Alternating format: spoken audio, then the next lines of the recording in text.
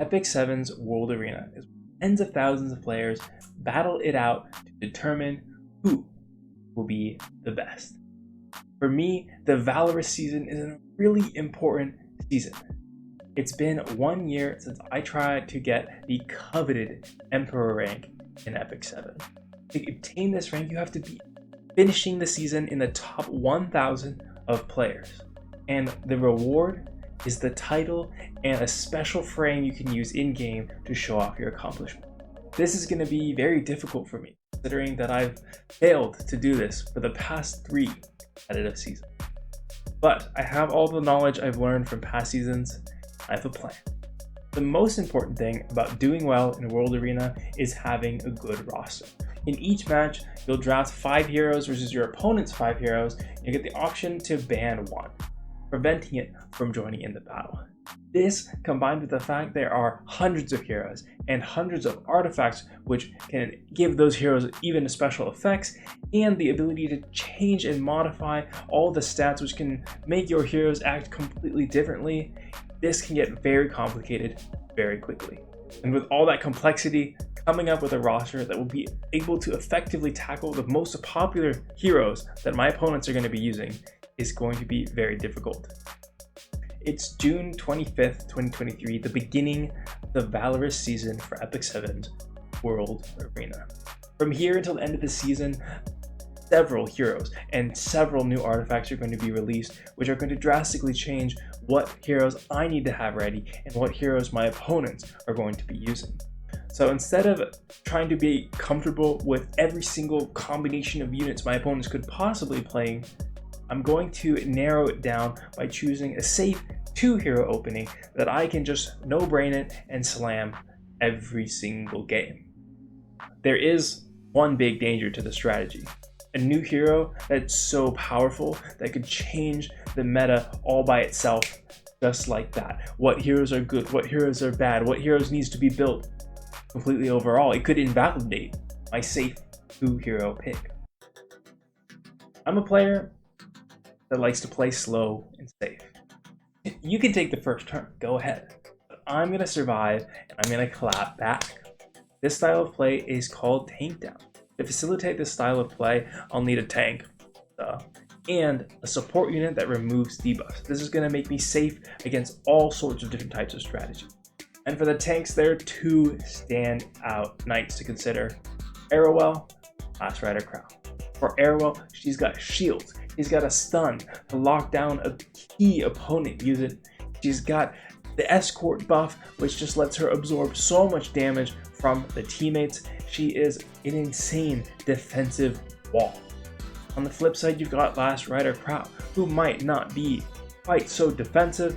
He doesn't have the ability to provide barriers on demand. He doesn't have a stun, but what he brings in exchange is massive AoE damage, which can help supplement whatever DPS you choose to pick. And this can be important because sometimes you only end up with 1 DPS playing the tank down style.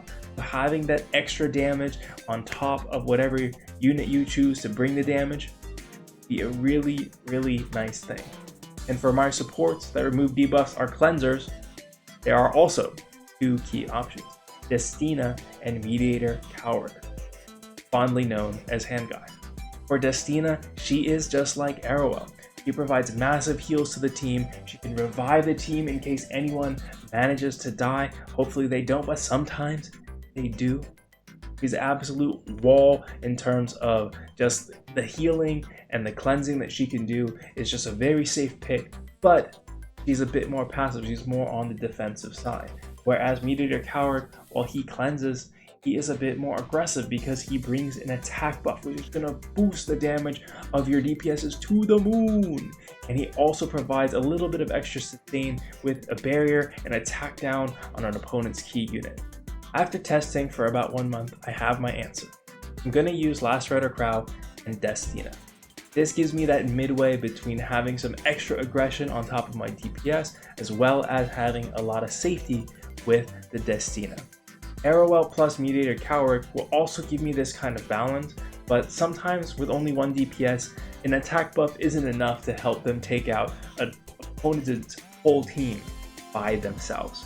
Also, Arrowell plus Mediator Coward has a little bit of an anti-synergy or a non-bow, because they both use barriers to add sustain to your team. Having them both use barrier at the same time doesn't really work out. In Epic 7, when you get two barriers, they don't stack on top of each other. You just get the bigger of the two.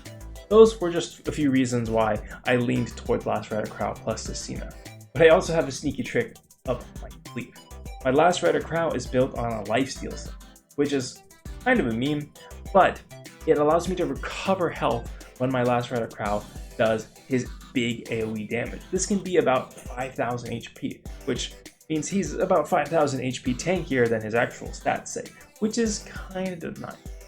Also, when Destina revives the team, kind of revives them at pretty low HP, which kind of sucks. But on Lifesteal set, I can use his bike, his powerful AoE attack. I can bike all over them and get about 5,000 HP back, which can kind of bring him back into his usability as a knight. So now that I've set my 2 key units, I'm just gonna have to practice how the drafts start flowing after I pick them. I'm practicing my drafts.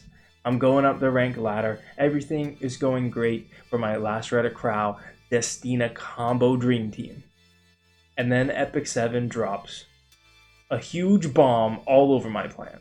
It's August 3rd, the release of the most broken hero we've seen all year. Naval Captain Landy. She literally does it all. She defends the team with anti-crit. She can't be stopped by annoying buffs like stun and sleep. And she does massive AoE damage that will eventually happen. You can't stop it from coming unless you kill her, and she will wipe your team. We have an even bigger problem. Naval Captain Landy is a Moonlight character. She's an alternate version of a character that already exists in Epic 7, and Moonlight characters need special mystic bookmarks to summon them. I don't have enough. Which means it's up to the gacha gods to determine whether I can get this broken character or not. And I had a gut feeling when I saw her kit. This unit is gonna make or break the season. Unfortunately, the gacha gods did not shine their light on me today. I come up empty-handed. I'm gonna have to figure out how to defeat the Naval Captain Landy. I'm still somewhat optimistic. My Last Rider Crow Destina draft should be okay because Captain Landy has a lot of AoE attacks, which Last Rider Crow specializes in defending against. But the next 2 weeks, they show me that's not the case. She defends the enemy team so well and puts out so much damage with her S3 ultimate ship ability that I just can't win the long game against her. And that's really the only game I've got going for me. So this unit is just so powerful and I just need so many ways to deal with her. I'm gonna lock her in pre-ban jail and just not think about it. Fortunately, this means I have to release one of the demons I've been hiding in there. Conqueror Lilius. Monday, September 5th, 2023, 5 days until the Valorous season in World Arena comes to an end. And everybody's brother's, mother's, sister's, cousin's friend is coming out to stop me from taking my rightful place, Emperor. Now, it's showtime. With Captain Landy locked in jail, I had to unleash the Conqueror Lilius. So I had to come up with some new plans just to deal with her, and I have them. I've got the new summer limited unit, Ocean Breeze Luluka, with a silence and a blind. It's sure to let me come out on top. I also have a super special build for my Lionheart Sirmia, who activates off of Conqueror Lilius's dual attacks, and she will allow me to decimate my opponent's team. So with these 2 anti-Conqueror Lilius techs in place, I'm feeling pretty good. But even though things are going well, I decided I need a little extra oomph in this last week, especially with the Epic 7 World Championships currently airing. They've got some strategies that I think I could use to improve my chances at Emperor. And I come away with 2. First, Mediator Calric, the hand guy, first pick. He is a safe pick. He's one of the cleansers that I had considered playing at the beginning of the season. And he doesn't telegraph my plans to tank down to my opponent, which is probably the most important. The only issue I had with my Last Rider Crowd Destina combo is that people know I'm not going to be going fast, so they can kind of abuse me. With Mediator Coward, they won't know that right off rip. And while I haven't really been focusing on Mediator Coward a lot this season, I have been playing him. He's been my boy for the past year up until now, so I feel pretty confident. The second strategy is a method to handle first pick Conquer Lily. Because that character is so common, it happens pretty much all the time. This strategy is to combine Mediator Coward with Ocean Breeze Lulika. This gives me 2 cleansers as a way to deal with Conquer Lilius debuffs, and just provides me a solid way to counter back when the Conquer Lilius uses her skills. And I figure it's not too bad because I still have the 3rd slot to start picking my tank, whether it's going to be Arrowell or Last Rider Crown, and I can even kind of tailor that decision to what my opponent's playing. And these strategies work. And by Tuesday, I'm more comfortable with these strategies. By Wednesday, found power, I use it, climb all the way up to rank 600. 400 spots higher than where I need to be. Got 3,450 ranked points, and everyone expects the cutoff to be 3,500. That's only 100 points away, and there's still 2 days left. I can do this. My goal is to be within easy striking distance of the cutoff. So on the second to last day, I shoot for 3,500 points. That would only make me have to climb 50 points in the last day, which felt very doable. 100 is going to be pretty difficult. So I get up to 3,495 points. But I get greedy. And I want to see the 3,500 number. So I go for one more win. But I don't get it. My competitors have other plans for me. All these last minute grinders who start playing the last couple weeks, they're finally catching up where I am. They're using the units that I've been destroying people with all season against me. And they're taking these strategies I've learned from the Epic 7 World Cup and just smushing them up into applesauce. Useless. I'm lost. I don't know what to do, and I spend the rest of the day jumping up and down and up and down.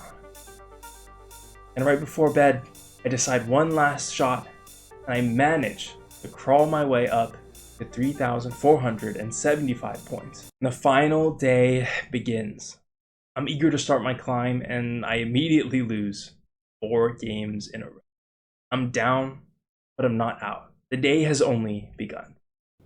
As I'm queuing up, I'm trying to find the new strategy, so I opt for the other type of strategy. Instead of Lalarque Destina, we're going with Arrowell Mediator Coward. My opponent has picked the Conquer Lilius here, and they see how slow I'm going, so they opt for a really aggressive Zio and ML Rowana. So I've got to come up with some answers to deal with this. Because they have Zio and Conqueror Lilius, I go for my Lionheart Sermia, my tried and true carry. They've got some forced dual attacks, so they have to activate her, and that's when she'll clean up the opposing team. Because they have Rowana and Zio, who are primarily single target damage dealers, I'll also go for Spectre Tenebria, forcing my opponent to take some extra AoE into me. My opponent responds by going Strays and Jacko. They're really trying to crush it out, and this is where I can pull out my secret trap card. I'll either pick Rem or Karina. I opt for the Rem here. This is because the Strays will be forced to kill my Arrow with it the highest HP unit, then my Karina will boost up, steal the turn, and do massive damage, potentially wiping out their units like Jacko. And ban out the Rowana, who is the only AoE damage dealer alongside their Strays. And this is going to keep my Spectre Tenebria safe, which means she is going to be able to clutch this game out for me if they cannot do enough damage with Strays, which I'm pretty sure they can't. Let's see how it plays out. As expected, their whole team is faster than mine, so they blow all their cooldowns into my Arrow trying to kill her.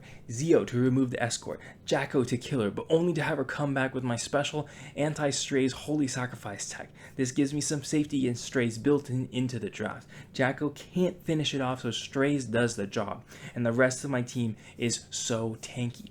And now we've got an interesting situation on our hands. My Spectre Tenebrae can go for the kill with her S3, but that means the opposing team will be pushed back, potentially preventing my Lionheart Ceremia from getting an activation on her first turn.